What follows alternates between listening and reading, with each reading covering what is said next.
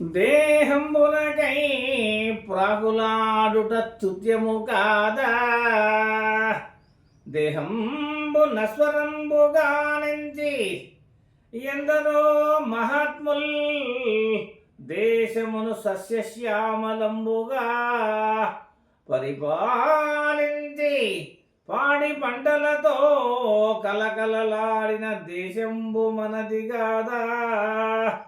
సర్వతో మాం సర్వాధిక కృతౌ దేవా.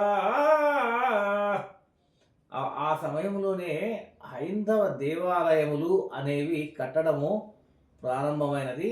ఈ మొట్టమొదట వ్యవసాయంలో ఎలా పండించాలి, అటు పిమ్మట ఈ యొక్క సంగమాధీశుడు పాడి పంటలను ఎలా పండించాలి చెప్పిన తర్వాత అతడు వేసిన రెండవ అడుగు దేవాలయ నిర్మాణాలు. అంటే దేవాలయ నిర్మాణం అంటే మనం చెప్తుంటాం, దేహో దేవాలయో ప్రోక్తో జీవో దేవో సనాతన.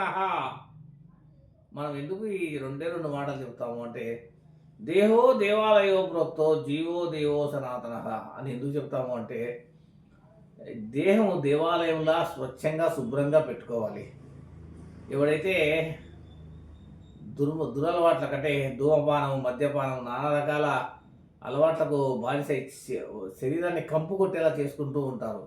అలాంటి వారికి కాకుండా దేహాన్ని స్వచ్ఛంగా శుభ్రంగా ఉండేలా చేసుకుని దానిని సరిచూసుకుంటూ, దేహం నాది అని భ్రాంతి పడరాదు. దేహము ఉన్నంత మేరకు ధర్మంతో జీవించి ఆ ధర్మానికి ప్రతీకగా కాస్త ధనాన్ని పెట్టుకొని మనిషి బతికినంత కాలము జీవించవాలి. ప్రతి మనిషి జీవించడానికి మొట్టమొదట ఆద్యుడుగా హరిశ్చంద్రుడు చెప్పబడతాడు. ఎందుకంటే తను మహారాజైనా అన్ని పోగొట్టుకొని కష్టాలు అనుభవించి తిరిగి అతడు మరలా